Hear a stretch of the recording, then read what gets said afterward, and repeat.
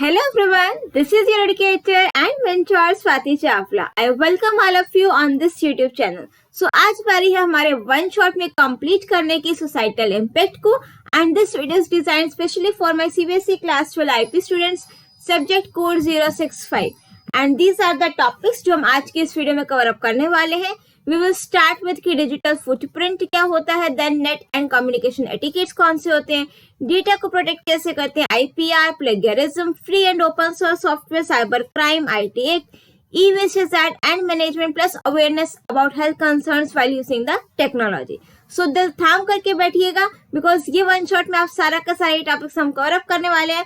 But before starting this video, अगर आप इस चैनल पर नए हैं या फिर अभी तक आपने हमारे चैनल को सब्सक्राइब नहीं किया है तो please share support by subscribing this channel and do share your views in the comment section as well. और अगर वीडियो पसंद आ जाए एक लाइक, एक कमेंट, एक शेयर, एक सब्सक्राइब वीडियो को जरूर बनता है. So now without any delay let's start our today's video. तो सबसे पहला टॉपिक जो हमें कवर अप करना है that is digital footprint. Right, अब देखो अगर मैं इसको सेपरेट कर दूं, डिजिटल वर्ड आपने सुना हुआ, डिजिटल वर्ड ठीक है, related to technology and all, plus footprint, footprint पैरों की छाप जिसको हम बोलते हैं. ठीक है, फुटप्रिंट भी आप जैसे कहीं बाहर बारिश का मौसम में आप वहां से आए घूम फिर के फिर घर में आते हो, पैरों के निशान छप जाते हैं, दैट इज फुटप्रिंट. साफ से दिखते हैं ना, अलग से वो कीचड़ वाले. ठीक है, चलिए सो जॉक्स अपार्ट, फुटप्रिंट मीन्स पैरों के निशान जिसको हम बोलते हो. अब ये डिजिटल फुटप्रिंट कैसा होगा? ऐसा तो हो नहीं सकता कि आपका डिजिटल वर्ल्ड यानी कि कोई एक डिजिटल दुनिया है, आप वहां पर गए, आपके पैरों के निशान छप गए और फिर आप कहीं पर घर में चल के आ रहे हो, छप गए. राइट, बट थोड़ा सा आप इसको रिजेंबल जरूर कर सकते हो. डिजिटल फुटप्रिंट मीन्स कि आपने कुछ भी सोशल नेटवर्किंग वेबसाइट पर, इंटरनेट पर कुछ भी सर्च किया, कुछ भी विजिट किया है, तो उसकी जो सर्चिंग डिटेल्स हैं वो एक निशान छोड़ करके जाती हैं. राइट, सो कुल मिलाकर के इसी को हम क्या बोलते हैं, डिजिटल फुटप्रिंट.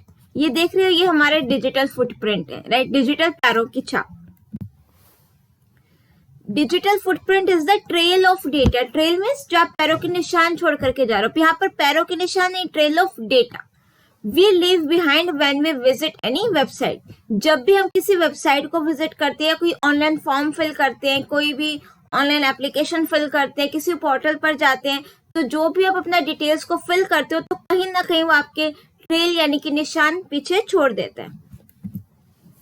राइट, अब ये जो डिजिटल फुटप्रिंट होते हैं ना, ये आप लोगों की कंसेंट की हेल्प से भी हो सकते हैं, विदाउट योर कंसेंट भी हो सकते हैं. मीन्स आपको पता भी हो सकता है कि आपके जो ये डिजिटल फुटप्रिंट है ये कहीं ना कहीं इसकी छाप छूट रही है, या हो सकता है विदाउट योर नॉलेज हो. फॉर एग्जाम्पल कि आपने कोई ऑनलाइन फॉर्म फिल किया, आपको पता है कि आपकी डिटेल्स ले रहे हैं, तो आप यहाँ विजिट कर रहे हो इस वेबसाइट पर, तो आपको पता है, you are aware of this, तो दैट मीन्स वो आपको विद योर नॉलेज हो रहा है. ठीक है, विदाउट योर नॉलेज आप किसी सिस्टम पर कुछ भी सर्च कर रहे हो, आपको नहीं पता कि आपकी कौन कौन सी एक्टिविटीज को सर्च किया जा रहा है, तो दैट मीन्स वो हो गया आपका without your knowledge. Thus it is good to be aware of the data trail we might be leaving behind. अब हम डिजिटल फुटप्रिंट तो छोड़ रहे हैं, बट इसके बारे में मुझे अवेयर होना बहुत जरूरी है. बिकॉज अगर किसी चीज की अवेयरनेस मेरे पास है तो मैं उसको बहुत ही ज्यादा कॉशियसली यूज करूंगी. अब ये तो आपको पता है कि अब डिजिटल फुटप्रिंट की आप कुछ भी सर्च करो, आप लोग अवेयर हो गए कि डिजिटल फुटप्रिंट कहीं ना कहीं आप कुछ भी सर्च करो, चाहे कितनी हिस्ट्री रिलेट कर दो, वो फुटप्रिंट रह ही जाते हैं. अब इस चीज के बारे में आप अवेयर हो गए. अब जब आप अवेयर हो गए तो दैट मीन्स अगर आपको इसको दोबारा से यूज करना है तो यू विल बी कॉशियस, आप सतर्क हो जाएंगे उस चीज को दोबारा यूज करने के लिए. Right, so we are having two types of digital footprint, active digital footprint and the second one is passive digital footprint. अब देखो मैंने आपको बताया कि with your consent, without your consent, दो टाइप के फुटप्रिंट छोड़ते हो. So active means which includes data that we intentionally submit online. जो हम intentionally means जानबूझ के with our consent, with our knowledge जो फुटप्रिंट्स आ रहे हैं, that is your active digital footprint. और पैसिव डिजिटल फुटप्रिंट जो ट्रेल्स यानी कि जो निशान आप लोग छोड़ रहे हो अनइंटेंशनली, जिसके बारे में आप अवेयर नहीं हो, जिसके बारे में आपको पता नहीं है, वो आपके कौन से हो गए, digital footprint. Active digital footprint includes कि अगर आप किसी को कोई मेल लिख रहे हो, आपको पता है कि आप मेल लिख रहे हो तो आपकी जो डिटेल्स है वो कहीं ना कहीं उस चीज की छाप छोड़ रही है. आप कोई रिस्पॉन्स दे रहे हो, किसी को कोई पोस्ट लिख रहे हो किसी वेबसाइट पर जाकर के, ठीक है, वो सारे हो गए active digital footprint. Passive means आप किसी ऐसी वेबसाइट पर विजिट करो कि जो आपकी जो डिटेल्स ले रहा है आप उस चीज के बारे में अवेयर नहीं है। अब रिमेंबर पॉइंट में देखो क्या लिखा हुआ है, इट मीन्स इसमें ये लिखा हुआ है कि आप अगर बहुत ज्यादा स्मार्टनेस दिखाते हो कि लाइक आपने इनकॉग्निटिव मोड पे कुछ सर्च किया या आपने सर्च करके सारी हिस्ट्री डिलीट कर दी, तो आपको लगता है कि हाँ आपके फुटप्रिंट्स जो थे वो साफ हो गए। जैसे मैंने आपको एग्जांपल दिया, बारिश में आप बाहर गए, आप वहां पर आए, कीचड़ के पैर की छाप छोड़ी, आपने उसको साफ किया, वो पैरों के निशान चले गए एंड यू आर हैप्पी कि हाँ चलो कुछ भी नहीं है। पर डिजिटल दुनिया में ऐसा नहीं है, ठीक है। डिजिटल वर्ल्ड में आपको कोई गारंटी नहीं है कि अगर आप अपने सिस्टम से डेटा डिलीट करो तो वो सारी जगह से यार सुरक्षित ना हो, नो, ठीक है। इसमें आप लोगों का क्या होता है कि देखो मेन सर्वर जो होता है ना, जहाँ पर सारी की सारी डिटेल्स स्टोर होती हैं, आप लोग सिर्फ अपने सिस्टम से डेटा डिलीट करते हो, सभी जगहों से वो आपका डेटा डिलीट नहीं होता है, right. So we may not have access to remove or erase the data, neither do we have any control on how the data will be used. आपका कंट्रोल नहीं है। Once a data trail is generated, एक बार अगर data यानी कि पैरों की छाप या जो भी आपका डेटा के निशान है वो जनरेट हो गए, even if we later try to erase the data about our online activities, the digital footprints still remain, वो रह जाते हैं। There is no guarantee that digital footprints will be fully eliminated from the internet. इस चीज की कोई भी guarantee नहीं है कि वो आपका फुली एलिमिनेट हो जाएगा। So you have to be very cautious, very careful while uploading या while searching anything on the internet. Next topic हमारा इसी के अंदर आता है नेट एटिकेट्स। अब देखो नेट मीन्स इंटरनेट की बात हो रही है, राइट। एटिकेट्स का अगर मैं सिंपल आपको बताऊं तो दैट मीन्स गुड मैनर्स, जिसको हम बोलते हैं गुड मैनर्स, गुड बिहेवियर जो आप लोग फॉलो करते हो। स्कूल में आप लोगों के एटिकेट्स होते हैं ना, लाइक घर में कोई मेहमान आता है नमस्ते करते हैं, हम लोग उनको ग्रीट करते हैं, और स्कूल में आप लोग जाते हो टीचर्स को ग्रीट करते हो, जो आपके सर हो गए, प्रिंसिपल मैम हो गए, सबको ग्रीट करते हैं, फ्रेंड्स को करते हैं, तो ये आपके एटिकेट्स हैं, ठीक है। प्लस किसी से लड़ाई नहीं करते, आप सबसे शांत स्वभाव से पोलाइटली बात करते हो, ठीक है, बेफालतू किसी से झगड़ा नहीं करते हो, ये सारे एटिकेट्स हैं। अब अगर मैं बात कर रही हूँ नेट एटिकेट्स, तो दैट मीन्स इंटरनेट की दुनिया में जब आप इंटरनेट को यूज कर रहे हो तो आप कौन कौन से एटिकेट्स यानी कि गुड मैनर्स को फॉलो कर रहे हो, ठीक है। अब ये बच्चा दिखने में तो मेरे को भोला भाला लग रहा है, तो आई एम अज्यूमिंग कि ये सारे एटिकेट्स को फॉलो कर रहा है, राइट, जॉक्स अपार्ट। चलिए, सो जो भी हम सोशल नेटवर्किंग वेबसाइट पर विजिट करते हैं, किस तरीके से बिहेव करते हैं, वो सारा इसके अंडर आएगा। सो बेसिकली जितने भी नेट एटिकेट्स हैं इसको मैंने 3 पार्ट्स में डिवाइड किया है। First one is the be responsible, second is be ethical and the third one is be respectful. First है be responsible means don't feed the troll, avoid cyber bullying. Be ethical में है no copyright violation, share the expertise. और be responsible में respect privacy and respect diversity. अब ये सारी चीज हम 1 by 1 डिस्कस करेंगे, ये सारे पॉइंट्स, ठीक है। बी एथिकल सबसे पहला पॉइंट है, दैट मीन्स हम ये वाला कर रहे हैं, फर्स्ट पार्ट। बी एथिकल में फर्स्ट है मेरे पास नो कॉपीराइट वायलेशन। अब आपको नेट एटिकेट्स फॉलो करना है, दैट मीन्स इंटरनेट पर आप जो कुछ भी सर्च कर रहे हो उसके लिए गुड मैनर्स, तो आप लोगों को किसी भी कॉपीराइट को वायलेट नहीं करना है। कॉपीराइट मीन्स जो चीज फॉर एग्जांपल कोई म्यूजिक मैंने कंपोज किया, कोई बुक मैंने लिखी, तो उस पर मेरा कॉपीराइट है, राइट। सो आप उसको without my permission, without my consent आप उसको यूज नहीं कर सकते। सो आपको कोई भी कॉपीराइट एक्ट को या फिर कॉपीराइट को वायलेट नहीं करना है। We should not use copyrighted material without the permission of the creator or the owner, कि जो उसका ओनर है, उसका क्रिएटर है, उसकी परमिशन के बिना मुझे उसका कोई भी कॉपीराइट कंटेंट यूज नहीं करना है। Next is share the expertise. अब देखो sharing is a good thing, ठीक है। आपके पास इतनी सारी नॉलेज है, आप उसको शेयर कर सकते हो। इंटरनेट तो देखो नॉलेज का भंडार है, ठीक है। It is good to share information and knowledge on internet so that others can access it, ठीक है। आपके पास अगर आपको लगता है कि कुछ ऐसे स्किल है, कुछ नॉलेज है जो आप लोगों के साथ शेयर करना चाहते हो, तो definitely you can share it on the internet, share the expertise. But एक चीज ध्यान रखनी है प्रायर टू शेयरिंग इन्फॉर्मेशन, कि जब भी आप इंटरनेट को इन्फॉर्मेशन को शेयर कर रहे हो किसी के साथ, मेक श्योर कि वो जो इन्फॉर्मेशन आप शेयर कर रहे हो वो करेक्ट हो, क्लियर हो, प्रिसाइज हो, अनएम्बिगुअस हो, ट्रू हो, उसमें कुछ भी मिस्टेक यानी कि एम्बिगुइटी ना हो, राइट। बी पार्ट में मेरे पास आता है रिस्पेक्ट प्राइवेसी। अब रिस्पेक्ट प्राइवेसी मीन्स कि मुझे दूसरों की या फिर जो भी कोई नॉन अननोन है, हर एक के प्राइवेसी की रिस्पेक्ट करनी चाहिए।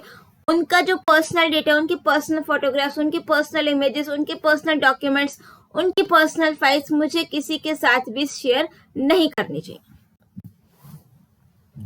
Next is respect diversity. अब डाइवर्सिटी का मतलब होता है भिन्न भिन्न प्रकार के लोग, ठीक है। अब अगर मैं इंटरनेट की दुनिया की बात करूँ या कोई भी ग्रुप हो गया, कोई पब्लिक फॉर्म हो गया, आप लोग भी फ्रेंड्स आपस में बैठते हो, उसमें हर एक प्रकार के लोग होते हैं डिफरेंट। किसी के पास अगर मैं कैटेगराइज करूँ डिफरेंट नॉलेज के बेस पर, किसी के पास नॉलेज कम, किसी के पास नॉलेज ज्यादा। कल्चर की बात करूँ, किसी का कल्चर कुछ और, किसी का कल्चर कुछ और। एक्सपीरियंस की बात करें, किसी के पास एक्सपीरियंस ज्यादा, किसी के पास एक्सपीरियंस कम, ये और भी काफी सारे एस्पेक्ट हो गए, ठीक है। सो मुझे किसी भी चीज को लेकर के उनको मीन्स गलत नहीं ठहराना चाहिए। उनकी जो डाइवर्सिटी है कि किसी के पास अगर नॉलेज कम भी है तो कोई बात नहीं, we should give respect to that person as well. Next C part में आता है मेरे पास बी रिस्पॉन्सिबल। अब रिस्पॉन्सिबल सिटीजन बनने के लिए सबसे पहला पॉइंट है अवॉइड साइबर बुलिंग। आपको किसी भी पर्सन के साथ कुछ गलत नहीं करना है, साइबर बुलिंग नहीं करनी है, किसी को हरास नहीं करना है, किसी को गलत कमेंट नहीं करने हैं, ठीक है, किसी को भी मिस पब्लिकली अब्यूज नहीं करना है। ये सारी चीजें आती है आपके साइबर बुलिंग के under. Don't feed the troll. देखो ट्रोलर्स कौन होते हैं, जो किसी का डेलिबरेटली मीन्स जानबूझ करके मजाक उड़ाते हैं, तो या तो आप उनको अटेंशन ही ना दो, डोंट फीड द ट्रोल, ठीक है, वो अपने आप चुप हो जाएंगे। या फिर अगर आपको लगता है कि बात जरूरत से ज्यादा ही आगे बढ़ गई है तो कहीं ना कहीं आप उस चीज का एक्शन ले सकते हो, साइबर क्राइम रिपोर्ट कर सकते हो साइबर सेल में, ठीक है। या फिर आप अपना IT एक्ट देख सकते हो कि हाँ उसने गलत किया तो मैं कौन सी एक्ट उस पर लगा सकता हूँ, इस तरीके से। सिंस ट्रोल्स जो है ना थ्राइव ऑन अटेंशन, उनको सिर्फ अटेंशन चाहिए होता है। The best way to discourage troll is not to pay any attention to their comments, उसको जस्ट इग्नोर कर। नेक्स्ट टॉपिक मेरे पास आता है कम्युनिकेशन एटिकेट्स। अब ये तो सारा इंटरनेट को लेकर के। अब नेक्स्ट मेरे पास आते हैं कम्युनिकेशन एटिकेट्स। कम्युनिकेशन मीन्स कि अगर आप किसी से बात कर रहे हैं तो आपको किन किन चीजों का ध्यान रखना चाहिए, कौन कौन सी एटिकेट्स को फॉलो करने चाहिए, ठीक है। अब अगर मैं डिजिटल वर्ल्ड की बात करूँ तो कम्युनिकेशन यहाँ पर जो है मीन्स लाइक फॉर एग्जाम्पल दो पर्सन आपस में बात कर रहे हैं, वो वाले कम्युनिकेशन की बात यहाँ पर नहीं हो रही है। यहाँ पर जनरली बात हो रही है डिजिटल कम्युनिकेशन की, लाइक आप किसी को मैसेज कर रहे हो, मेल सेंड कर रहे हो, किसी से ऑडियो वीडियो कॉल पर बात कर रहे हो, वो वाली कम्युनिकेशन है। उस टाइम पर आपको कौन कौन से एटिकेट्स को फॉलो करना है। गुड कम्युनिकेशन ओवर ईमेल के थ्रू हो गए, सारे आपको एक अच्छा सिटीजन बनाते हैं, ठीक है। सो कम्युनिकेशन एटिकेट्स में क्या है आपके पास, be precise, be polite, be credible, right. चलिए फर्स्ट पॉइंट देखिए, बी प्रिसाइज। बी प्रिसाइज में मेरे पास फर्स्ट पॉइंट आता है रिस्पेक्ट टाइम। देखो हमें सामने वाले के टाइम के भी रिस्पेक्ट करनी चाहिए। प्रिसाइज में क्लियर टू द पॉइंट बात करनी है, ठीक है। ऐसा नहीं है कि मैं किसी चीज को एक्सरेजरेट करके या बढ़ा चढ़ा करके बात कर रही हूँ। We should not waste precious time in responding to unnecessary emails or comments. If you are having unnecessary emails आ रहे हैं, आप कुछ unnecessary comment है आप लोगों के पास, आपको लगता है इनको रिप्लाई करना टाइम वेस्ट है, तो जस्ट इग्नोर दैट। उनको आप अपना, आपका भी टाइम प्रीशियस है तो उसको आप वेस्ट मत करो unnecessary emails को रिस्पॉन्ड करने में। और we should not always expect an instant response as the recipient may have other priority. Suppose आपने व्हाट्सएप पर किसी सामने वाले का मैसेज किया, आपने देखा डबल टिक आ गया, अब नाउ यू आर एक्सपेक्टिंग कि आपको फटाफट से वो रिप्लाई कर दे, फिर 3-4 मैसेज दोबारा भेज करके उसको परेशान करके why this person is not replying. फिर आपने देखा कि डबल टिक के बाद तो ब्लू टिक आ गया, दैट मीन्स उस पर्सन ने मैसेज रीड कर लिया, अब तो मुझे उसका रिस्पॉन्स मिलना ही चाहिए। दिस इज कहीं ना कहीं रॉन्ग, राइट, बिकॉज हम सामने वाले की प्रायोरिटीज को भी देखना चाहिए। हो सकता है उस टाइम पर कहीं पर बिजी हो, कुछ और काम कर रहा हो, आपके मैसेज से ज्यादा ही कुछ और काम कर रहा है इंपॉर्टेंट, तो आपको वहां पर उसको बार बार परेशान नहीं करना चाहिए। We should not always expect instant response from the recipient. Next point इसी में आता है मेरे पास respect data limit. Data limit की मैं अगर बात करूं तो यहाँ पर उससे है, क्या बोलते हैं उसको, डेटा लिमिट, इंटरनेट की जो डेटा हम यूज करते हैं, स्टोरेज, ठीक है। मींस आप लोगों को किसी को इतनी लार्ज फाइल अननेसेसरी नहीं भेजना है, जिसका जो साइज है वो काफी ज्यादा, उसको आप कंप्रेस करके भेज सकते हो गूगल ड्राइव पर या फिर माइक्रोसॉफ्ट वन ड्राइव पर, ड्रॉप बॉक्स पर अपलोड करके उसका लिंक शेयर कर सकते हो, ठीक है। हो सकता है आपके पास वाईफाई है, सामने वाले के पास वाईफाई ना भी हो, राइट। बी पार्ट आता है मेरे पास इसका बी पॉइंट, बी पोलाइट, ठीक है। गुस्से में किसी से बात नहीं करनी। वेदर देखो जो कम्युनिकेशन है वो दो टाइप के, सिंक्रोनस कम्युनिकेशन और असिंक्रोनस। सिंक्रोनस कम्युनिकेशन जो रियल टाइम हो रही है, सामने वाला और आप दोनों ऑनलाइन हो, एकदम से बात हो रही है, इंस्टेंट रिस्पॉन्स मिल रहा है, लाइक चैट हो गया ऑडियो वीडियो कॉन्फ्रेंसिंग हो गया, ये सिंक्रोनस है, मीन्स एकदम से मुझे रिस्पॉन्स मिल रहा है। असिंक्रोनस मीन्स कि मुझे बाद में रिस्पॉन्स मिलेगा, लाइक आपने किसी को ईमेल सेंड किया, वो असिंक्रोनस कम्युनिकेशन में आता है कि वो पढ़ लेगा, फिर अपना टाइम देकर मुझे रिस्पॉन्ड करेगा। आपने किसी पोस्ट पर कमेंट किया, ठीक है, असिंक्रोनस है। सो चाहे आपका कम्युनिकेशन सिंक्रोनस हो चाहे असिंक्रोनस हो, we should be polite and non aggressive in our communication. हमें गुस्सा नहीं करना, पोलाइट रहना। We should avoid being abusive even if we don't agree with others' point of view. हर एक का सोचने का नजरिया अलग है। अगर आप सामने वाले के पॉइंट ऑफ व्यू से एग्री नहीं करते, कोई बात नहीं, आपको बस उसको गलत नहीं ठहराना है, उसको एब्यूसिव लैंग्वेज उसके सामने यूज नहीं करनी है। नेक्स्ट सी पॉइंट आता है बी क्रेडिबल। क्रेडिबल मीन्स अगर हम कहें तो ट्रस्ट वर्दी, जिसको आप बोलते हो। We should be cautious while making a comment, replying or writing an email, decide our credibility over a period of time. Next etiquettes मेरे पास आते हैं सोशल मीडिया के एटिकेट्स, राइट। सोशल मीडिया में अगर मैं बात करूं पर्टिकुलरली कि अगर आप अपना फेसबुक या हो गया, इंस्टाग्राम हो गया, उसके एटिकेट्स कौन कौन से आप लोगों को फॉलो करने हैं। फर्स्ट पॉइंट आता है be secure and the second one is the be reliable. Be secure में आता है choose password wisely, know who you be friend, beware of fake information. और बी रिलायबल में आता है थिंक बिफोर यू अपलोड। अब सबसे पहले देखो be secure. Be secure means अगर आप अपने आप को सिक्योर कैसे करोगे, चेंज पासवर्ड वाइजली। अपना टाइम टू टाइम जब पासवर्ड को चेंज करते रहना चाहिए। पासवर्ड आपके स्ट्रॉन्ग होने चाहिए, फ्रिक्वेंटली आप उसको चेंज करते रहो।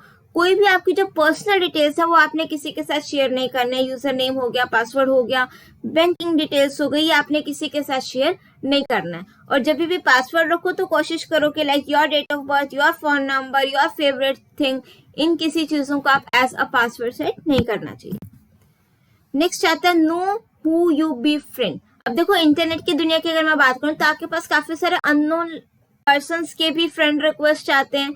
तो आपको ये ध्यान रखना है कि अननोन पर्सन्स के फ्रेंड रिक्वेस्ट को आपने एक्सेप्ट नहीं करना है, ठीक है। Social networks usually encourage connecting with users, तो making friends sometimes even those whom we don't know or we have not met, ठीक है। So we need to be careful while befriending unknown people as their intention possibly could be malicious and unsafe, because सामने वाले को आप नहीं जानते उसका intention क्या है, किस तरीके से वो मीन्स उसका क्या दिल में क्या चल रहा है, दिमाग में क्या चल रहा है, आप उसको नहीं जानते हो। So it's better to be make a distance with between them. Next is be aware of fake information. Internet की दुनिया पे फेक इन्फॉर्मेशन बहुत होती है, so you have to be aware of this. We should be able to figure out कि whether जो news है, message है या कोई पोस्ट है वो जेन्युइन है या फिर फेक है। आप डजेंट मीन कि इंटरनेट पर जो भी है वो सब कुछ सही इन्फॉर्मेशन है। We should not blindly believe in everything that we come across on such platform, ठीक है। जरूरी नहीं है कि जो आपको दिख रहा है वही सही हो। अपनी बुद्धि लगाओ, अपनी नॉलेज लगाओ, अपना एक्सपीरियंस यूज करो, देखो कि कौन सी न्यूज सही है, कौन सी गलत है। अगर आपको पता लग जाता है कि ये न्यूज फेक है, सो प्लीज बी केयरफुल, आप उसको ज्यादा स्प्रेड नहीं करो उसको, ठीक है। आप ज्यादा शेयर नहीं करो उसको अगर आपको लगता है कि इन्फॉर्मेशन फेक है तो। Next one is B reliable, ठीक है। बी रिलायबल मीन्स आप ट्रस्टवर्दी, थिंक बिफोर अपलोडिंग। अगर आप कुछ भी अपलोड कर रहे हो सो मेक श्योर कि आप उसको एक बार, एक दो तीन बार पहले सोच लो फिर अपलोड करो। जरूरी नहीं है कि जो आपने मीन्स हर बार हर चीज की इन्फॉर्मेशन को आपने अपलोड करना है, कहीं पर भी अगर उसकी पिक्चर अपलोड कर दो, इट्स नॉट यूजफुल, ठीक है। सामने वाला इतना इंटरेस्टेड भी नहीं होता आपकी सारी डिटेल्स देखने में, बिकॉज कई बार क्या होता है, कई बार तो नहीं, हमेशा ही क्या होता है कि अगर आपने एक बार कुछ भी अपलोड कर दिया वो रिमोट सर्वर पर हमेशा रहेगा। डजेंट मीन कि आपने डिलीट कर दिया तो दैट मीन्स डिलीटेड है वो, no. Once uploaded it is always there in the server even if you delete the file. So be cautious कि अगर आपने अपलोड कर दिया कोई ऐसी चीज जो आपको लगता है कि नहीं करनी चाहिए थी, सो कहीं ना कहीं वो आपकी प्राइवेसी को वहां पर खतरा है। अब नेक्स्ट टॉपिक मेरे पास आता है इसमें डेटा प्रोटेक्शन। अब बात आती है कि अपने डेटा को किस तरीके से प्रोटेक्ट किया जाए। सबसे पहला पॉइंट मेरे माइंड में आता है कि if I want to protect my data that is password लगा दो, ठीक है। अब बिकॉज जो भी मेरा डेटा स्टोर है ना उस डिजिटली, उसको मुझे प्राइवेट करना बहुत जरूरी है। सो पहला स्टेप मेरे माइंड में क्या आता है कि मैं पासवर्ड लगा दूं, ठीक है। प्लस आप उसको एनक्रिप्ट कर सकते हो। एनक्रिप्ट का मतलब क्या होता है, फॉर एग्जाम्पल मैंने आपको एक मैसेज लिख करके दिया,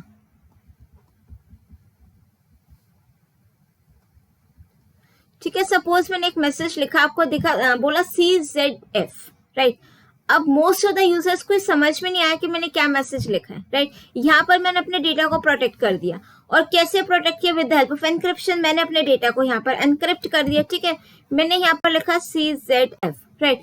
अब जो मेरा यूजर है, सपोज ये सारे यूजर्स है, ये मेरे को इसको मैसेज भेजना है, ठीक है, प्रोटेक्ट तो करना ही है। तो मेरा जो ये यूजर है ना, ये तो मैंने यहाँ पर अपने डेटा को एनक्रिप्ट कर दिया। रिसीविंग एंड पर ये डेटा डिक्रिप्ट होगा, ठीक है। डिक्रिप्ट होगा तो मैंने इसको डिक्रिप्शन की दूंगी -1, मैंने इसको डिक्रिप्शन की दे दी। अब -1 मैंने इसको बोला कि जो भी अल्फाबेट्स है ना उसमें -1 कर दो, एक पहले वाला लिख दो। तो इस रिसीवर ने क्या किया? C से पहले लिखा B, Z से पहले लिखा Y, F से पहले लिखा V, तो इसको ये मैसेज मिल गया, दैट इज बाय। सो ये समझ गया डिक्रिप्शन की हेल्प से, राइट। सो इस तरीके से मैं अपने डेटा को एनक्रिप्ट कर सकती हूँ। अब नेक्स्ट मेरे पास आता है इसी में intellectual property rights, that means IPR। अब देखो IPR क्या होता है? इंटेलेक्चुअल इंटेलिजेंस से रिलेटेड है। प्रॉपर्टी जैसे आप लोगों की प्रॉपर्टी होती है ना, लाइक किसी ने फ्लैट लिया, कोई प्लॉट लिया, कोई टेबल है, चेयर है, ये सब प्रॉपर्टी है, ठीक है। तो इन पर मेरा राइट है ऑब्वियसली। सपोज करो ये टेबल मैंने परचेज करी, इस पर मेरा राइट है। ये फ्लैट मेरा है तो इस पर मेरा राइट है, राइट। ये प्रॉपर्टी मेरी है तो इस पर मेरा राइट है, राइट। सो इसका मतलब क्या है कि बी मीन्स जो प्रॉपर्टी मेरी उस पर मेरा राइट हो गया, बिकॉज वो लीगल डॉक्यूमेंट्स, वो फॉर्मेलिटीज सब फुलफिल है। बट जो इंटेलेक्चुअल प्रॉपर्टी है, इंटेलेक्चुअल प्रॉपर्टी मीन्स आपके दिमाग से कुछ एक्स्ट्रा थिंग, आपने कुछ आउट ऑफ द बॉक्स सोचा है, तो उसको कैसे प्रोटेक्ट किया जाए, right. If someone comes out with a new idea, this original idea is that person's intellectual property, right?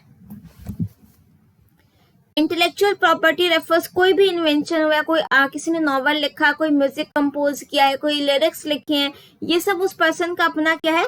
Intellectual property, जिसको उसको क्या करना है? प्रोटेक्ट करना है। आज की डेट में देखो कि इंटेलेक्चुअल प्रॉपर्टी राइट की बहुत ज्यादा जरूरत है। आप देखो कोई फॉर एग्जांपल आप लोग अपने फ्रेंड सर्कल में बैठे हो, बिजनेस मीटिंग की मैं बात करूं, आपके माइंड में कोई आइडिया आया और वो इम्प्लीमेंट भी हो सकता है, बहुत बढ़िया आइडिया था, ठीक है। आपने अभी तक उसको प्रोटेक्ट नहीं किया, आपने जस्ट डिस्कस कर लिया, आपने प्रोटेक्ट नहीं किया उसको, ना उसका कोई कॉपीराइट लिया ना कुछ, और सामने वाले ने उसको इम्प्लीमेंट कर दिया। आइडिया तो आपका था, आपको बुरा लगेगा कि उसने आपका आइडिया चुरा लिया। इसलिए जो आप आउट ऑफ द बॉक्स सोच रहे हो, पहले उसको अपने तक ही रखो, फिर आपको लग रहा है कि हाँ ये ठीक है, बहुत क्लोज वन से आप इसको फैमिली मेंबर से या वो कोई क्लोज फ्रेंड हो उससे आप डिस्कस कर सकते हो, फिर उसको प्रोटेक्ट कराकर हम उसका राइट ले सकते हैं।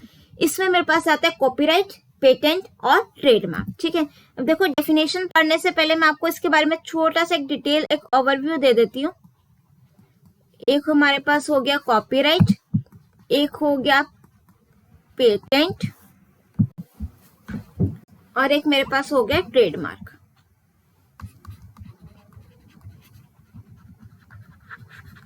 देखो तीनों में मैं कर तो अपने ही डेटा को प्रोटेक्ट रही हूँ, ठीक है, बट थोड़ा सा कहीं ना कहीं डिफरेंस आ जाता है। कॉपीराइट में क्या, सपोज मैंने कोई बुक लिखी, मैंने कोई नॉवल लिखा, मैंने कोई जस्ट सेकेंड, मैंने कोई बुक लिखी, मैंने कोई नॉवल लिखा, मैंने कोई म्यूजिक को कंपोज किया, दैट मीन्स इन सबको मुझे क्या करना है? सबका कॉपीराइट लेना पड़ेगा, राइट। पेटेंट मीन्स मैंने कुछ इन्वेंशन किया, तब हम पेटेंट लेते हैं जनरली। इन्वेंशन मीन्स जो भी तक कुछ था ही नहीं, मैंने ऐसा कुछ इन्वेंट किया, जब जीरो इन्वेंट हुआ होगा, या फिर बल्ब किसने इन्वेंट किया, थर्मोमीटर जब इन्वेंट हुआ, तो उस टाइम पर मुझे पेटेंट लेना पड़ता है ऐसी किसी चीज के लिए जो अब तक कुछ इन्वेंट हुआ ही नहीं है, मैंने इन्वेंट किया है। ट्रेडमार्क जनरली आता है किसी लोगो या फिर स्लोगन के लिए, उसके लिए मुझे ट्रेडमार्क लेना पड़ता है, ठीक है। फॉर एग्जाम्पल स्टारबक्स का है ट्रेडमार्क, उसका उन्होंने लोगो उसका उन्होंने ट्रेडमार्क ले रखा है। स्लोगन्स लाइक काफी टेढ़ा है पर मेरा है, दाग अच्छे हैं, सर्फ एक्सेल, और भी काफी सारे आप लोग देखते हो, ठीक है। सो दैट मीन्स इन सब को प्रोटेक्ट करने के लिए मुझे क्या लेना पड़ता है? Trademark, right. अब सीधा डेफिनेशन, फर्स्ट देखो कॉपीराइट, ये हमारा कॉपीराइट का सिंबल है। Copyright grants legal rights to creators for their original work. अगर किसी ने कोई बुक लिखी है, कोई फोटोग्राफ बनाई है, कोई पेंटिंग बनाई है, कोई ऑडियो रिकॉर्ड किया है, कोई वीडियो रिकॉर्ड किया है, कोई सॉफ्टवेयर डेवलप किया है, इन सब के लिए उसको लीगल राइट्स मिल जाते हैं, किसको? क्रिएटर को। Copyrights are automatically granted to creators and authors, ठीक है। जैसे मैंने कोई बुक लिखी है उस पर मेरा कॉपीराइट है। Copyright law gives the copyright holder a set of rights that alone can, अब देखो कॉपीराइट कराना हर चीज को जरूरी है। इनकेस अगर कोई मेरा सपोज मैंने कोई म्यूजिक कंपोज किया, उसको कोई यूज कर लेता है, मैंने कॉपीराइट नहीं किया लिया उस चीज का, तो मैं उस पर सामने वाले पर केस नहीं फाइल कर सकती, मेरे पास कोई लीगल एविडेंस नहीं होगा। बट अगर मैंने उसको कॉपीराइट करा रखा है और फिर सामने वाला यूज कर रहा है विदाउट माई परमिशन, तो ऑब्वियसली मैं उस पर केस फाइल कर सकती हूँ, मैं उस पर लीगल एक्शन ले सकती हूँ। It would be infringement of the writer's copyright if someone used parts of the work without permission. अगर कोई मेरी परमिशन के बिना उसको यूज कर लेता है, आपने देखा होगा काफी सारे पुराने सॉन्ग्स के रीमेक बनते हैं, रिमिक्स आते हैं, ठीक है। सो वो डेफिनेटली उनकी परमिशन लेते हैं, बिकॉज वो उनका कॉपीराइट है उस सॉन्ग का, जिसने उसको कंपोज किया, जिसने उसको गाया है, तो उससे परमिशन लेकर के उनको परमिशन मिलती है, फिर वो आगे उसका रीमेक बनता है, ऐसे डायरेक्टली नहीं बन जाता है। नेक्स्ट मेरे पास आता है patent is usually granted for invention, ये इन्वेंशन के लिए होता है, ठीक है। पेटेंट जो होता है ये आपको फुल राइट देता है और ये आपका 20 ईयर्स तक रहता है, उसके बाद हम इसको फ्रीली यूज कर सकते हैं। नेक्स्ट आता है ट्रेडमार्क, कोई विजुअल सिंबल, कोई लोगो हो गया, कोई वर्ड हो गया, कोई कंपनी का नेम हो गया, कोई डिजाइन हो गया, कोई स्लोगन हो गया, कोई लेबल हो गया, ठीक है, Amul the taste of India, ऐसी सारी चीजें ये ट्रेडमार्क कराना पड़ता है इस चीज को। दैट डिस्टिंग्विशेस द ब्रांड और commercial enterprise from other brands और कमर्शियल एंटरप्राइज, वो एक ब्रांड को आपस में एक दूसरे से डिफरेंशिएट कराते हैं। वो है ना सर, अब जैसे मैं बोलूँ कि मैं आपको प्रोडक्ट का नेम नहीं बता रही, मैं सिर्फ स्लोगन बता रही हूँ, दाग अच्छे हैं और पहले इस्तेमाल करें फिर विश्वास करें, आपके माइंड में स्लोगन सुनते ही नेम आ गया कि किस कंपनी या किस ब्रांड की बात हो रही है, तो दैट मीन्स ये आपस में एक दूसरे ब्रांड को आपस में क्या कर रहे हैं, डिस्टिंग्विश, डिफरेंशिएट कर रहे हैं। For example, no company other than Nike can use the Nike brand to sell shoes, अब नाइकी के शूज और क्लोथ्स आते हैं, तो कोई और कंपनी नाइकी का नेम यूज करके वो चीज नहीं दे सकती, ठीक है। It also prevents others from using a confusing name भी नहीं यूज कर सकते, लाइक NIKE भी यूज नहीं कर सकते, ठीक है। और however it may be possible to apply for the Nike trademark आप ले सकते हो, बट लाइक जो उस चीज का प्रोडक्ट नहीं कर रहा, लाइक नाइकी के सिर्फ शूज और क्लोथ्स हैं, बट फिलहाल आप उसको अप्लाई कर सकते हो, ट्रेडमार्क ले सकते हो नाइकी का अनरिलेटेड गुड्स के लिए, लाइक नाइकी की नोटबुक्स नहीं आती तो उसके लिए आप ट्रेडमार्क ले सकते हो। नेक्स्ट टॉपिक इसमें मेरे पास आता है लाइसेंसिंग। अब लाइसेंसिंग का मतलब देखो, लाइसेंस क्या होता है, आप लोग एक्टिवा चलाते हो, कार चलाते हो, ट्रक चलाते हो, लाइसेंस लेना पड़ता है, दैट मीन्स कि आप अब चीज के लिए आपको एक लाइसेंस मिल गया कि हाँ आपको ड्राइविंग आती है, नाउ यू कैन ड्राइव, ठीक है।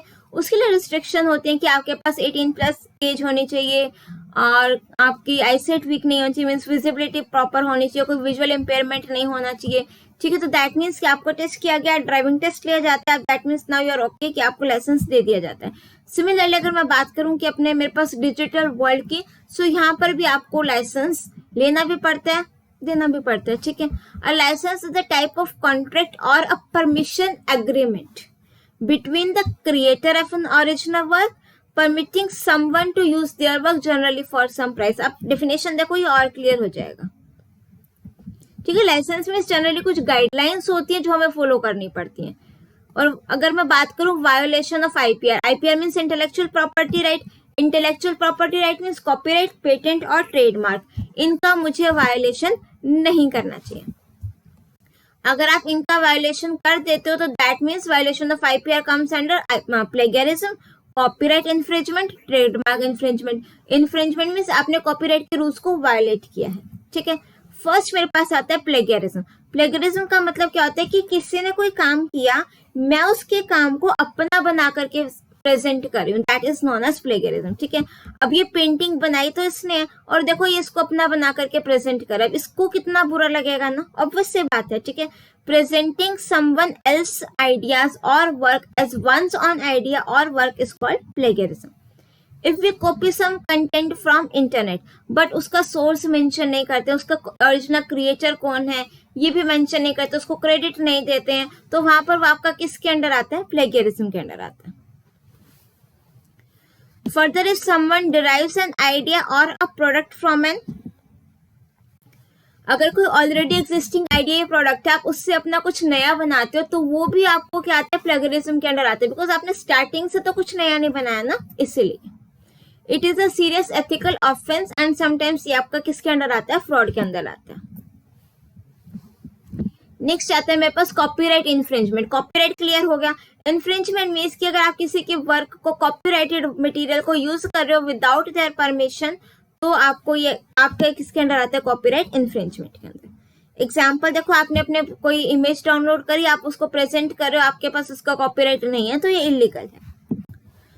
नेक्स्ट आता है trademark infringement means unauthorised use of others trademark on products and services. किसी और के ट्रेडमार्क को अनऑथराइज्ड यूज कर रहे हो, मीन्स अगर किसी ने अपना स्लोगन या फिर लोगो को ट्रेडमार्क करा रखा है, आप उसको फिर भी यूज कर रहे हो, तो ये चीज गलत है, इलीगल है।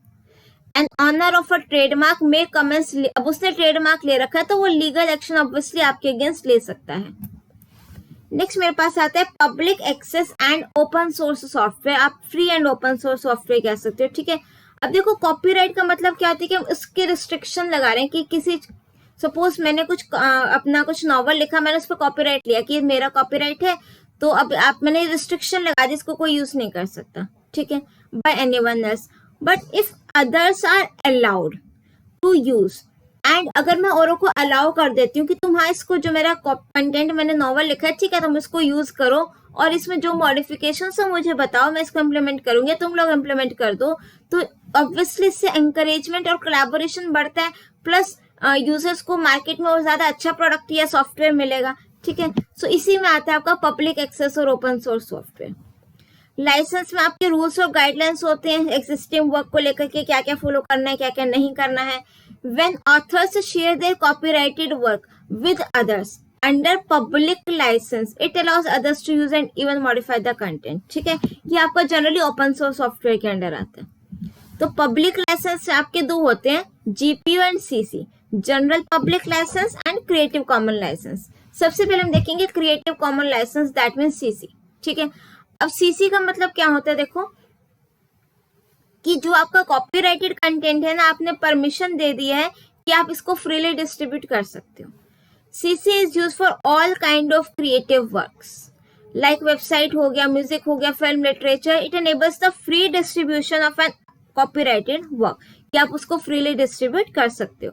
It is use when an author wants to give people the right, author इसमें क्या है, राइट दे रहा है कि यूजर को तुम शेयर कर सकते हो, इसमें मॉडिफिकेशन कर सकते हो, चेंजेस कर सकते हो, उसको यूज कर सकते हो। ये आपका क्रिएटिव कॉमन के अंडर आता है। नेक्स्ट मेरे पास आता है GPL, general public licence. It is primary design for providing public licence to a software की अगर मैं बात करूं तो वहां पर हम जनरली जीपीएल यूज करते हैं, राइट। अब देखो मेरे पास काफी सारे सॉफ्टवेयर हैं, पहले हम पढ़ेंगे इसमें free and open source software. Free and open source software या फिर आप कह सकते हो FOSS, right, force, oh sorry,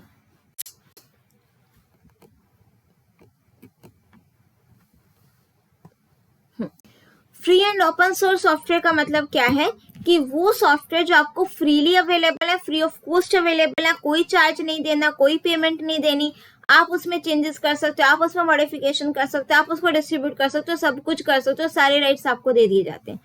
free and open source software available freely for anyone and their source code is also open for anyone to access, modify, correct and improve, right। अब इसमें क्या देखो, free and open source software की अपनी community भी होती है, उसमें काफी सारे यूजर्स और डेवलपर्स होते हैं कि जो आपके free and open source software है उसको वो देखते हैं, उसको एनालाइज करते हैं, ऑब्जर्व करते हैं, उनको जहां लगता है कि जहां जिस सोर्स कोड में जो मॉडिफिकेशन होनी चाहिए उसको करते भी हैं एग्जिस्टिंग फीचर्स को यूज करके, राइट। लाइक आप लोगों का लाइनेक्स हो गया, और ये काफी सारे मेरे पास एग्जाम्पल है free and open source software के, Linux, Libre Office and VLC media player, ठीक है। नेक्स्ट मेरे पास आता है फ्रीवेयर सॉफ्टवेयर। फ्रीवेयर और फ्री सॉफ्टवेयर में डिफरेंस है, ठीक है। डिफरेंस देखो क्या है, free software is release under a license that allows user to change कर सकते हो, मीन्स मॉडिफिकेशन कर सकते हो, डिस्ट्रीब्यूट कर सकते हो, फ्री ऑफ कॉस्ट अवेलेबल है। जो आपके फ्रीवेयर सॉफ्टवेयर हैं ये इसमें आप फ्री ऑफ कॉस्ट अवेलेबल तो है, बट आप इसमें मॉडिफिकेशन नहीं कर सकते, ना आप इनको डिस्ट्रीब्यूट कर सकते हो, राइट।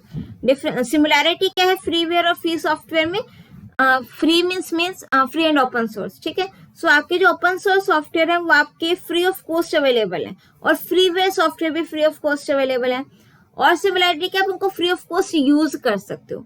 डिफरेंस क्या है, फ्री सॉफ्टवेयर जो आपके free and open source software उसको आप फ्री में मॉडिफाई कर सकते हो, अपडेट कर सकते हो, डिलीट कर सकते हो, डिस्ट्रीब्यूट कर सकते हो, शेयर कर सकते हो, बट जो आपके फ्रीवेयर सॉफ्टवेयर है आप इनको मॉडिफाई या फिर डिस्ट्रीब्यूट नहीं कर सकते। एग्जाम्पल हो गया Skype, Libre office, VLC media player, right. Next मेरे पास आते हैं प्रोप्राइटरी सॉफ्टवेयर। अब प्रोप्राइटरी सॉफ्टवेयर जो है ना, आपको उनको यूज करने के लिए एक लाइसेंस लेना पड़ता है। जैसे आप लोगों का एक MS ऑफिस है आई थिंक, राइट, विंडोज हो गया, MS ऑफिस हो गया, आप लोगों के लाइसेंस जो सॉफ्टवेयर है कि इनका लाइसेंस परचेज करो और यूज करो, ठीक है।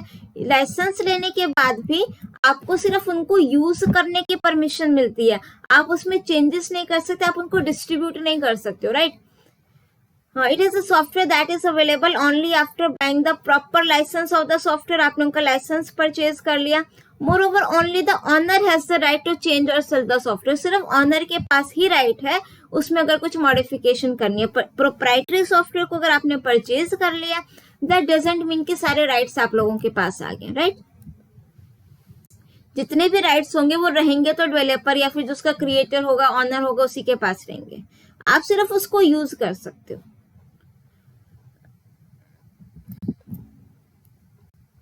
If anyone wants to use the proprietary software, then a license has to be purchased from the owner for using the software. The source code of this kind of software is not visible to anyone except the owner. ठीक है। Even आप देखोगे जो Python है आप लोगों की वो free and open source software है। अगर आपको लगता है आप उसका जो सोर्स कोड है ना हर एक मॉड्यूल का, हर एक लाइब्रेरी का, वो आपको अवेलेबल है, तो अगर आप उसकी लाइब्रेरी चेक करो, उसमें कुछ चेंजेस करना चाहो, उनको आगे फर्दर रेफरेंस या रिक्वेस्ट करना चाहो कि हाँ ये वैलिड अच्छा चेंज है, उनको अगर लगा कि अच्छा है तो नेक्स्ट वर्जन में उसको इम्प्लीमेंट कर देते हैं, राइट। नेक्स्ट मेरे पास आता है इसी में शेयरवेयर सॉफ्टवेयर। अब शेयरवेयर सॉफ्टवेयर आपके ट्रायल बेस्ड सॉफ्टवेयर होते हैं, ठीक है।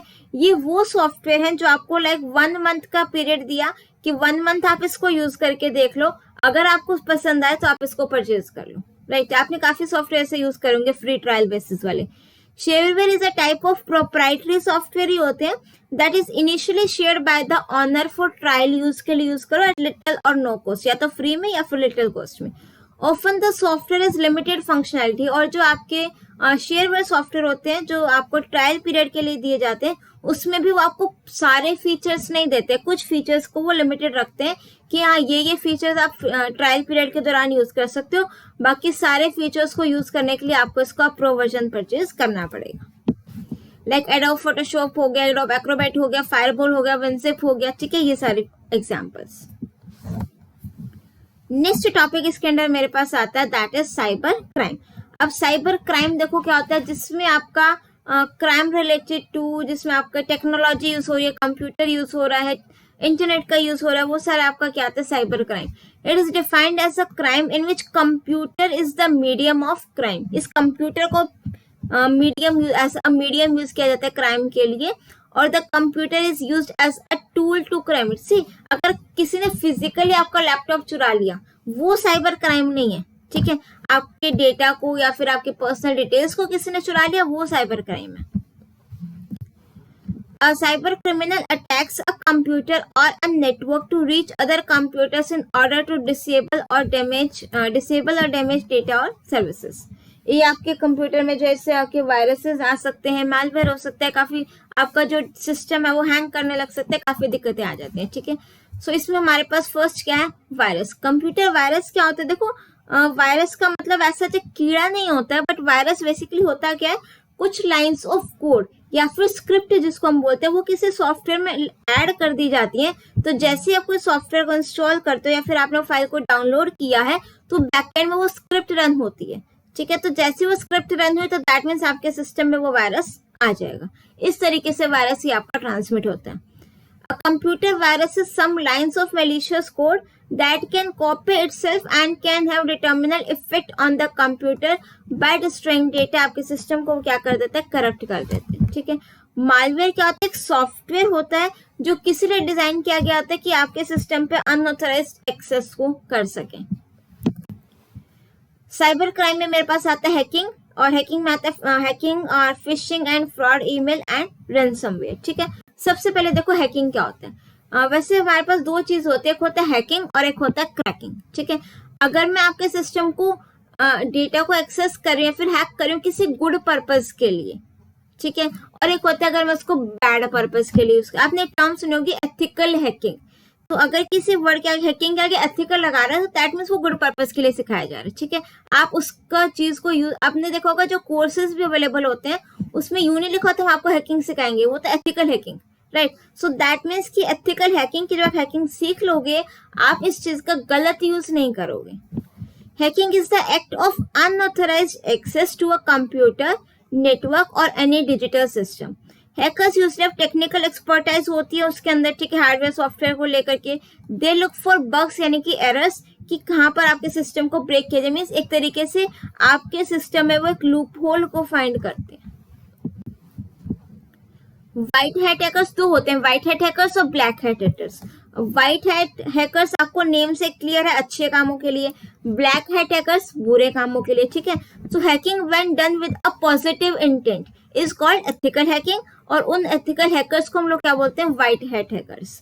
They are specialist in exploring any vulnerability, कोई लूप होल होगा during the testing of software तो वो उसको करते हैं। सपोज मैंने एक सॉफ्टवेयर बनाया या एक वेबसाइट बनाई, अब मैं देखना चाहती हूँ कि मेरी वेबसाइट में कोई लूप होल या कोई वल्नरेबिलिटी तो नहीं है। अब वो मैंने एथिकल हैकर्स को हायर किया, तो अब वो जो भी कोई लूप होल होगा वो मुझे बताएंगे मेरे गुड पर्पस के लिए, उनका इंटेंशन गलत नहीं है, तो दैट मीन्स वो गुड पर्पस के लिए, वो व्हाइट हैट हैकर्स है, एथिकल हैकिंग है, पॉजिटिव इंटेंट है उनका। दस they help in improving the security of a software. वहीं अगर मैं बात करूं ब्लैक हैट हैकर्स की, नॉन एथिकल हैकर, ये वो होंगे जो आपको नुकसान पहुंचाना चाहते हैं, आपके पर्सनल डिटेल्स को स्टील कर लेंगे, उसका मिसयूज करेंगे, उसको डैमेज करेंगे, आपके सिस्टम को करप्ट करेंगे, ये सारी चीजें, ठीक है। They are called black hat hackers, या फिर आप कह सकते हो क्रैकर्स, ठीक है। सो ये obviously they use their skill for illegal और मैलिशियस पर्पस के लिए यूज करते हैं। Such hackers try to break through system security को ब्रेक करते हैं, ये सारा इसमें आएगा, राइट। नेक्स्ट मेरे पास आता है फिशिंग एंड फ्रॉड ईमेल्स। अभी देखो फिशिंग क्या होता है,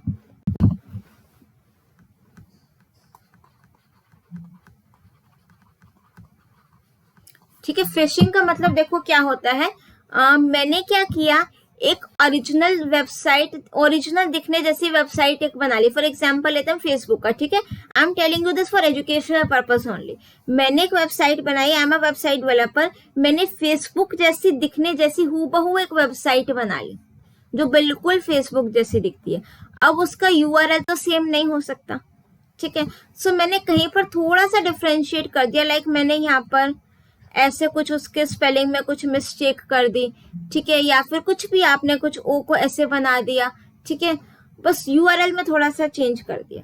अब इस जो मैंने ओरिजिनल दिखने जैसी वेबसाइट है ना, जो एक्चुअल में ओरिजिनल नहीं है, इसका यूआरएल आपको मेल किया, और मैंने आपको मेल में किया कि आपका कुछ भी मैं आपसे कह सकती हूँ, या फिर कोई बैंकिंग की डिटेल्स हो गई, या हो सकता है कोई मैंने फेसबुक के बजाय कोई बैंकिंग वेबसाइट है किसी भी बैंक की, उसकी हूबहू दिखने जैसा एक वेबसाइट बना ली, ठीक है। और मैंने आपको लिंक दिया कि आपने अपना केवाईसी करा लीजिए, या फिर someone attacks on your account, आपको फुल अकाउंट बंद करना पड़ेगा, इस लिंक पर क्लिक करके लॉग इन करके आप कंप्लेंट फाइल करो, ऐसा कुछ, ठीक है। तो मैंने जो लिंक दिया वो अपनी वेबसाइट का था जो ओरिजिनल जैसे दिखती है। आपने क्या किया, जल्दी जल्दी में हड़बड़ाहट में उस लिंक पर क्लिक कर दिया और आप पहुंच गए मेरी वेबसाइट पर। अब जो भी डेटा आप डाल रहे हो, अपना सेंसिटिव इन्फॉर्मेशन, पर्सनल डेटा जो डाल रहे हो वो मेरे पास आएगा, ठीक है। सो इससे बचने का बेस्ट तरीका क्या है, आप अपना यूआरएल टाइप करो एड्रेस बार में खुद से। आपको पता है कि फेसबुक का ऑथेंटिक यूआरएल क्या, आप खुद से स्पेलिंग टाइप करो, खुद से लॉग इन करो, instead of clicking any link which you have received on your mail ID, ठीक है। तो ये आपका क्या, फिशिंग और fraud email.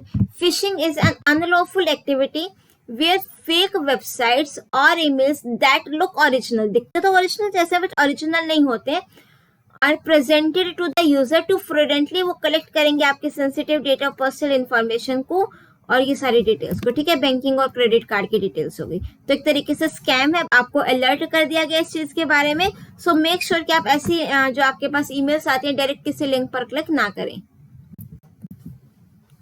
The most common fishing method is through email spoofing. आपके पास फेक ईमेल्स आएंगे जो आपको कहेंगे कि फटाफट से इस लिंक पर क्लिक करो, नहीं तो आपका बैंक अकाउंट बंद हो जाएगा या ऐसा कुछ, तो आपको उस लिंक पर क्लिक नहीं करना। So you might get an email from an address that looks similar to your bank or educational institution asking for your information, but if you look carefully तो उसका जो URL एड्रेस है कहीं ना कहीं थोड़ा सा चेंज वो आपको जरूर मिलेगा, ठीक है। चलिए नेक्स्ट आपके पास आता है identity theft. Identity theft means कि आपके कोई पर्सनल डिटेल को यूज करके उसका मिसयूज कर रहा है। आपके यूजर नेम और आईडी किसी ने ले लिया, यूजर नेम और पासवर्ड, अब वो आपके अकाउंट से किसी और की आईडीज पर कुछ गलत कमेंट कर रहा है, तो वो आपका आइडेंटिटी थेफ्ट हो गया। A user's identifiable personal data like उसकी डेमोग्राफिक डिटेल्स हो गई, ईमेल आईडी हो गई, बैंकिंग डिटेल्स हो गई, are stolen and misused on behalf of the victim. Next मेरे पास आता है रैंसमवेयर। रैंसम क्या होता है? फिरौती जिसको हम बोलते हैं ना, कि किडनैपर्स करते हैं ना, कि इस बच्चे को किडनैप कर लिया, अब ये बच्चा छुड़वाना है तो ये मुझे इतने 50 लाख की फिरौती या रैंसम दो, फिर ये बच्चा छूट जाएगा। अब ये रैंसमवेयर क्या है कि आपके सिस्टम पे वो अटैक करेंगे, आपके सिस्टम को आप एक्सेस नहीं कर पाओगे, वो आपसे रैंसमवेयर मांगेंगे कि अगर आपको अपने डेटा को एक्सेस करना है तो आप हमारे अकाउंट में 50 लाख डिपॉजिट करा दीजिए, तब आप अपने डेटा को या फिर अपने सिस्टम को एक्सेस कर सकते हो। ये आपका रैंसमवेयर है। This is another kind of cyber crime where the attacker gains access to the computer and blocks the user from, जो ब्लॉक्स द यूजर मीन्स जिसका वो सिस्टम है उसको ब्लॉक कर देता है from accessing, usually by encrypting the data, उसके data को एक्सेस नहीं कर पाता। फिर जो अटैकर है वो ब्लैकमेल करेगा विक्टिम को to pay for getting access to that, अपने ही डेटा को एक्सेस करने के लिए उसको पे करना पड़ेगा, और sometimes threatens to publish personal और सेंसिटिव इन्फॉर्मेशन और photograph unless a ransom is paid. फिर कई बार उनको धमकी भी देता है कि अगर तुमने रैंसम अमाउंट पे नहीं किया है तो तुम्हारी पर्सनल इन्फॉर्मेशन है या फिर फोटोग्राफ्स है मैं उसको पब्लिकली पोस्ट कर दूंगा। Ransomware can get downloaded when the users visit, अगर आप किसी malicious वेबसाइट पर जाते हो, अनसिक्योर वेबसाइट पर जाते हो, कोई ऐसा सॉफ्टवेयर डाउनलोड कर लेते हो, कोई एडवर्टीजमेंट पर क्लिक कर देते हो, जो स्पैम मेल्स होती हैं वो ओपन करके क्लिक कर देते हो, वहां सबसे ये आपका आ सकता है। नेक्स्ट है combating and preventing cyber crime. ठीक है, बहुत हो गया साइबर क्राइम क्या होता है। अब हम देखेंगे कि इस चीज से मुझे प्रोटेक्ट कैसे करना है, अपने आप को प्रिवेंट कैसे करना है। Right, take regular backup of important data, कि आपका जो भी इम्पोर्टेंट डेटा उसका टाइम टू टाइम बैकअप लेते रहो। एंटीवायरस सॉफ्टवेयर इंस्टॉल करके रखो, उसको अपडेट रखो हमेशा। पायरेटेड सॉफ्टवेयर कभी भी नहीं इंस्टॉल करनी चाहिए, सबसे ज्यादा दिक्कत ये पायरेटेड सॉफ्टवेयर को इंस्टॉल करने से आती है। Always download software from non and secure site, जो आप उसकी ऑथेंटिक वेबसाइट है ना, सिर्फ वहीं से सॉफ्टवेयर को डाउनलोड करना है, कोई भी अननोन वेबसाइट या थर्ड पार्टी वेबसाइट से सॉफ्टवेयर डाउनलोड नहीं करने। डू नॉट विजिट और download anything from untrusted website से डाउनलोड नहीं करना है। अगर आप कहीं वेबसाइट पर लॉग इन कर रहे हो तो स्ट्रॉन्ग पासवर्ड यूज करो, टाइम टू टाइम उसको चेंज करते रहो। हर एक वेबसाइट के लिए सेम पासवर्ड नहीं रखना चाहिए। कुकीज को आप एक्सेप्ट मत करो, ठीक है, या फिर उसको अगर एक्सेप्ट कर रखे हैं टाइम टू टाइम उसको डिलीट कर दो। While using someone else computer don't allow browser to save password, किसी और के सिस्टम पर मत सेव करो। ऑटोफिल डेटा का ऑप्शन मत ऑन करो। Private browsing window incognito mode आप यूज कर सकते हो। ऑनलाइन ट्रांजैक्शन जब भी आप कर रहे हो तो मेक श्योर जो हमने देखा होगा HTTPS लिखा हुआ आता है वो वाला प्रोटोकॉल यूज करना चाहिए। राइट, नेक्स्ट टॉपिक इसके अंदर मेरे पास आता है साइबर बुलिंग का। देखिए एक बार कितना रह गया है। We are at slide number 99 and total are 134। Okay, चलो साइबर बुलिंग क्या होता है? वही साइबर बुलिंग क्या, किसी को मीन्स कुछ हरेस कर रहे हो, गलत डीमीनिंगफुल कमेंट्स कर रहे हो, किसी को परेशान कर रहे हो, वो सर आपका साइबर बुलिंग के अंडर आता है। It can include sharing personal या फिर प्राइवेट इन्फॉर्मेशन आप शेयर कर रहे हो, किसी को परेशान कर रहे हो, एम्बेरस कर रहे हो, ह्यूमिलेट कर रहे हो, वो सर आपका इसके अंडर आता है। Following acts are considered as cyber bullying. Posting any kind of humiliating content about the victim, किसी के बारे में कुछ गलत कंटेंट पोस्ट कर रहे हो, किसी का अकाउंट हैक कर रहे हो, और कुछ वल्गर मैसेजेस ऑनलाइन आप किसी को सेंड कर रहे हो, किसी पर नजर रखे हुए आपने, किसी के मैसेज पर, कॉल पर, कमेंट पर, किसी की प्रोफाइल पर, चाइल्ड पोर्नोग्राफी के बारे में आप थ्रेट कर रहे हो, ये सारे आपके इसके अंडर आते हैं साइबर बुलिंग के अंडर। अब इसके लिए हमारे पास IT एक्ट बना हुआ है कि अगर आपके साथ ऐसा होता है तो डेफिनेटली आप साइबर सेल में रिपोर्ट कर सकते हो। ठीक है, the information technology act IT act 2000 में बना था। Is a legal framework in India that deals with electronic commerce and cyber crime. इससे रिलेटेड जो इलेक्ट्रॉनिक कॉमर्स या कोई साइबर क्राइम होते हैं, ये सारे के सारे लीगल एक्ट, एक लॉ बना हुआ है IT एक्ट 2000, इसमें आपको प्रोटेक्शन दी जाती है। ठीक है, इसमें 2000 में बनने के बाद 2008 में अमेंडमेंट्स भी हुए हैं, काफी सारे चेंजेस हुए हैं, कुछ न्यू लॉज गाइडलाइंस ऐड हुई हैं इन सारी चीजों को लेकर के। इन मेनी इंडियन स्टेट्स काफी सारी जगहों पर साइबर सेल भी बने हुए हैं, पुलिस स्टेशन में भी है कि अब आप पुलिस स्टेशन में रिपोर्ट करो, वो आप फर्दर साइबर सेल में जाकर के रिपोर्ट कर देते हैं। और the act provides legal framework for electronic e governance बनी हुई है, ठीक है, आप वो सारा उस चीज को देखती हैं। अगर आपको रिपोर्ट करना हो, this is the link of the cyber cell, जहां पर आप साइबर क्राइम को रिपोर्ट कर सकते हो, cybercrime.gov.in, यहाँ पर आप रिपोर्ट कर सकते हो, या फिर 1930 इसका नंबर, आप यहाँ पर कॉल करके भी अपना जो भी आपके साथ बीती है वो आप रिपोर्ट कर सकते हो, राइट। और जो आपका इंडियन इंफॉर्मेशन टेक्नोलॉजी एक्ट है, IT एक्ट, इसके अंडर आपका अगर कोई कंप्यूटर के डॉक्यूमेंट के साथ छेड़खानी करता है, मीन्स उसमें कोई चेंजेस करता है, टेम्परिंग करता है, आपके सिस्टम को हैक कर लेता है, using password for another person, और कोई सेंसिटिव डेटा को विदाउट योर कंसेंट पब्लिश करते हैं, ये सारे साइबर क्राइम है, इसको आप रिपोर्ट कर सकते हो, ठीक है।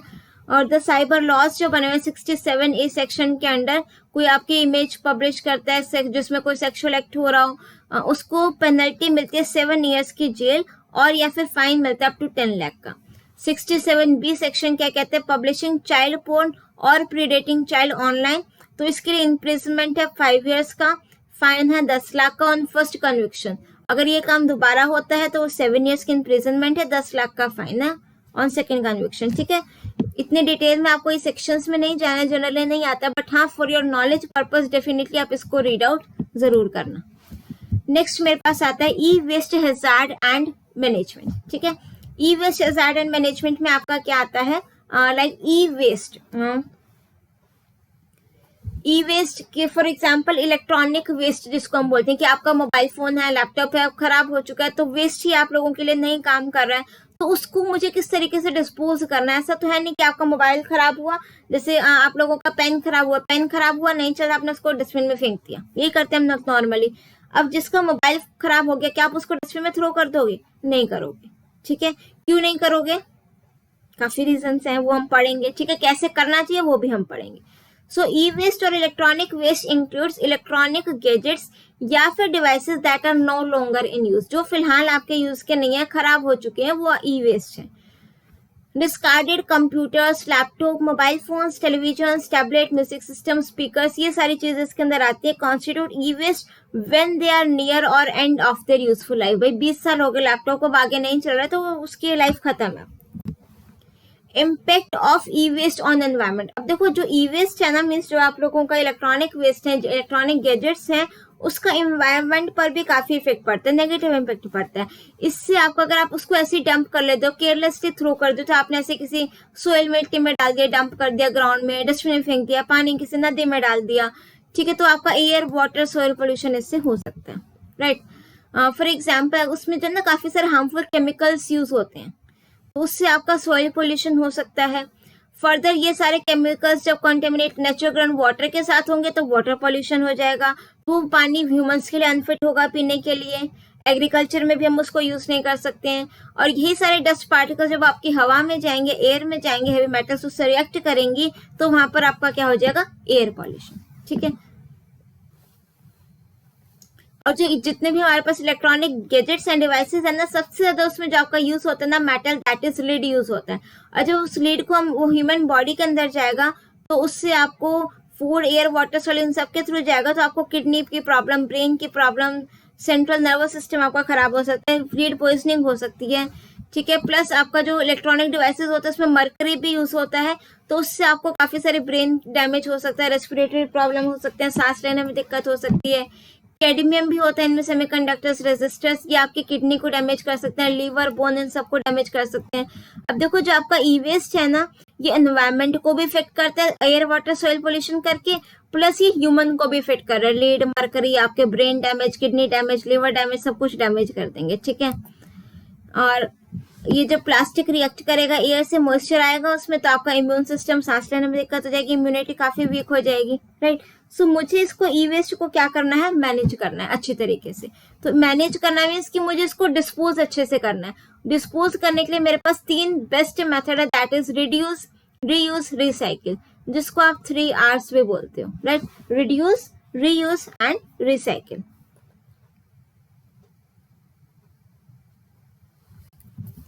राइट। अब फर्स्ट देखो रिड्यूस। रिड्यूस का मतलब क्या है कि किसी चीज को कम कर देना। अब यहाँ पर मैं क्या कम करूंगी, we should try to reduce the generation of e waste by purchasing the electronic और electronic devices only according to our need. भाई मेरा फोन ठीक चल रहा है, मैं दोबारा क्यों लूँ एक और न्यू फोन, उसको रिड्यूस कर रही हूँ मैं फालतू खर्चे को, ठीक है।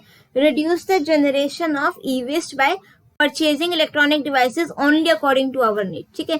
Also they should be use to the maximum capacity, जितना ज्यादा हो सके आप उसको यूज करो, जितनी उसकी लाइफ है उसको यूज करो। And discard it only after their useful life has ended, जब उसकी लाइफ खत्म हो जाए, बिल्कुल ही वो डब्बा बन जाए, तब उसको फेंक दो।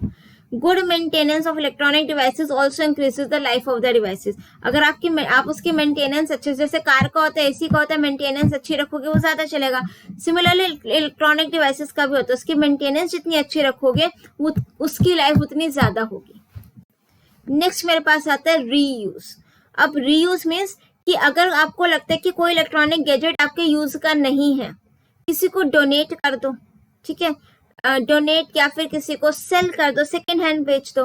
रीयूज करो इलेक्ट्रॉनिक ई वेस्ट को आफ्टर स्लाइट मॉडिफिकेशन, ठीक है। अब सपोज मेरा ये लैपटॉप है, काफी स्लो चल रहा था, मैंने instead of buying the new laptop इसमें एसएसडी लगवा लिया, अब ये फास्ट हो गया, तो दैट मीन्स मैंने उसको रीयूज कर लिया, भाई न्यू लेने की रिक्वायरमेंट नहीं थी। Reuse electronic waste after slight modification.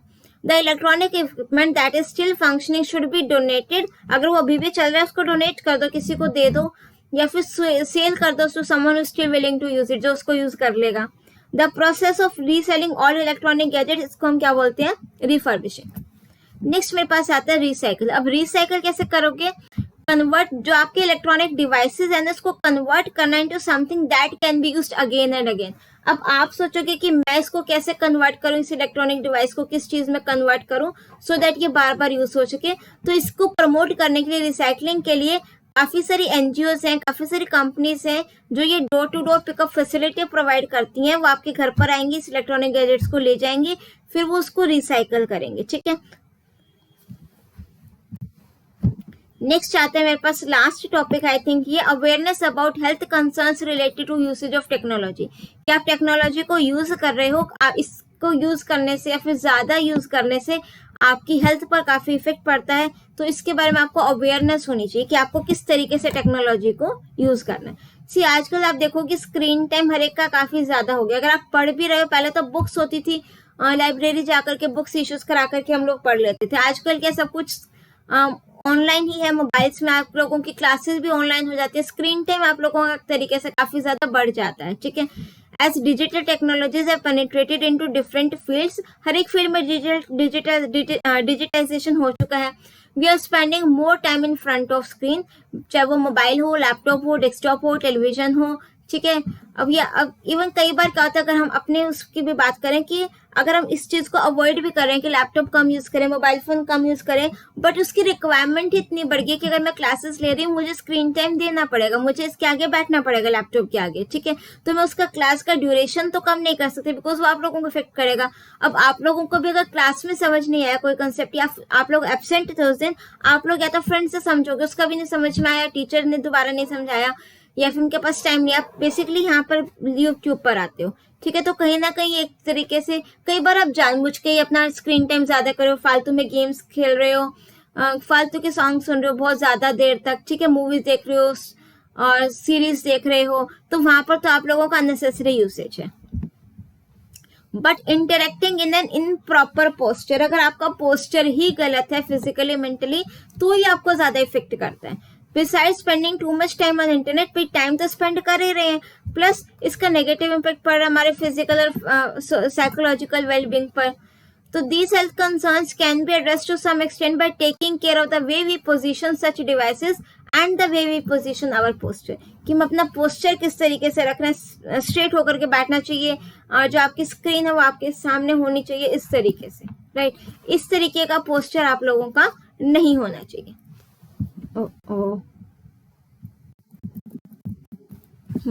Next मेरे पास आती है टर्म एर्गोनॉमिक्स, ठीक है। एर्गोनॉमिक्स क्या होता है, it is a branch of science that deals with designing और arranging work place including the furniture, equipment and system so that it becomes safe and comfortable for the user, ठीक है। अब देखो आजकल आप देखोगे कि मीन्स आपकी काफी सारी एर्गोनॉमिक कीबोर्ड, एर्गोनॉमिक माउस आप सर्च करना अमेजोन पर या गूगल पर, ठीक है। इवन मैंने भी ले रखा है, एर्गोनॉमिक माउस पैड ले रखा है कि जैसे माउस को मैं ज्यादा देर तक यूज करते तो ये रिस्ट में प्रॉब्लम होने लगती है, तो एर्गोनॉमिक माउस पैड यूज ले रखा है कि मेरा वो रिस्ट ऐसे ही रहता है तो रिस्ट में पेन नहीं होगा, राइट, लंबे समय तक अगर यूज करना। ऐसे एर्गोनॉमिक कीबोर्ड्स भी मेरे पास आते हैं, आप सर्च करके आपको काफी मिलेंगे। Ergonomic helps us in reducing the strain on our bodies, including the fatigue, means अगर आपको थकावट हो रही है, कोई इंजरी हो रही है ज्यादा देर तक यूज करने के लिए, तो ये आपका काफी हद तक इसको रिड्यूस करता है, ठीक है। अगर देखो अगर आप सीधे बैठोगे आपकी गर्दन से रेगिटेट हो जाओगे, वैसे हो जाएगी। When you continuously look at the screen for watching, typing, किसी भी चीज के लिए आप स्क्रीन को बहुत लंबे समय तक कॉन्टिन्यूसली देख रहे हो तो हमारी आईज में भी प्रॉब्लम होने लग जाती है, उसके लिए एंटी ग्लेयर ग्लासेस आते हैं मेरे पास, ठीक है। Looking at small hand held devices, mobile phone काफी छोटी स्क्रीन होती है, अगर आप चाहो तो एलईडी पर आप देख सकते हो यूट्यूब की वीडियोस वगैरह। Eye strain is a symptom commonly complained by users of digital devices. Eye strain काफी ज्यादा होता है, आंखों में प्रॉब्लम होती है, इचिंग होने लग जाती है, आईज ड्राई हो जाती है, वाटरी होने लग जाती है, ठीक है। सो आपको ये एंगल बैठने का ऐसे रखना है, this I have taken from the NCERT book, कि आपका करेक्ट पोस्चर किस तरीके से होना चाहिए, ठीक है। आपकी ये चेयर देखो बिल्कुल स्ट्रेट बैठा है, यहाँ से कोई पीछे से हंक नहीं है, ठीक है। ये 90 डिग्री एंगल पे इसका नी एंगल, नीचे फुट रेस्ट भी है, और प्लस इवन मैंने देखा है बीच में न्यूज में देखा था कि ऐसे टायर वाली चेयर्स भी नहीं यूज करनी चाहिए, ठीक है। और व्यूइंग डिस्टेंस इतना होना चाहिए, एंगल इतना होना चाहिए, आंखें स्ट्रेट होनी चाहिए, प्लस जिस पर आपने जहाँ पर यह टेबल चेयर सेट कर रखा है सामने एकदम सामने सनलाइट भी नहीं आनी चाहिए, आपकी आंखों पर पड़ेगी सीधी, तो काफी सारी चीजों का मुझे ध्यान रखना पड़ता है, ठीक है। Impact on health, however to get rid of dry, watery और इची आइज से ऋण पाने के लिए, निजात पाने के लिए, it is better to periodically focus on distance, दूरी बना करके ज्यादा पास से काम नहीं करना है, टाइम टू टाइम आप एक ब्रेक ले सकते हो, बाहर घूम करके आ सकते हो, आइज ब्लिंक करो टाइम टू टाइम, इस तरीके से। अगर आपका पोस्चर गलत है तो आपको बैक एक होगा, नेक पेन होगा, शोल्डर पेन होगा, ठीक है। इन सब का प्रिवेंट कर सकते हो आप अपना जो वर्क प्लेस है उसको एर्गोनॉमिक बना करके। Overuse of keyboards not aligned ergonomically can give rise to a painful condition of wrist and finger। आप बहुत ज्यादा देर तक कीबोर्ड यूज कर रहे हो, उससे आपके रिस्ट और फिंगर्स में पेन होने लगेगा, ठीक है। और अगर आप स्ट्रेस है, फिजिकल फटीग है, ओबेसिटी, मोटापा हो जाता है अगर आप काफी देर तक बैठकर लंबे समय तक काम करोगे, सो इससे काफी सारी प्रॉब्लम्स है जो हमारे हेल्थ रिलेटेड इश्यूज हैं। अगर आप सिंपल है कि आप टाइम टू टाइम गैप लेते रहो, नैप लेते रहो और आइस ब्लिंक करते रहो, पानी पीते रहो, अपना पोस्चर सबसे पहले अच्छे से मेंटेन करो, काफी सारे अगर आप सावधानियां बरतोगे तो इस चीज को आप काफी हद तक कम कर सकते हो, right. So that's all for this one shot of societal impact. और इवन मैंने भी इसको वन शॉट में बनाया, कहीं पर वीडियो को मैंने इसको 2 बार नहीं बनाया, कंबाइन नहीं की है, बहुत मेहनत लगी है इस वीडियो को बनाने में। सो प्लीज अगर ये वीडियो पसंद आई हो तो दिल खोल करके इस वीडियो को अपना प्यार जरूर दीजिएगा। Do hit that like button and share your views in the comment section as well। और प्लीज अगर अभी तक चैनल को सब्सक्राइब नहीं किया तो कर दीजिए, एंड ज्यादा से ज्यादा इस वीडियो को, इस चैनल को सभी के साथ शेयर जरूर कीजिए, फैला दीजिए। मिलते हैं नेक्स्ट वीडियो में, till then keep watching, keep smiling, keep studying, bye bye।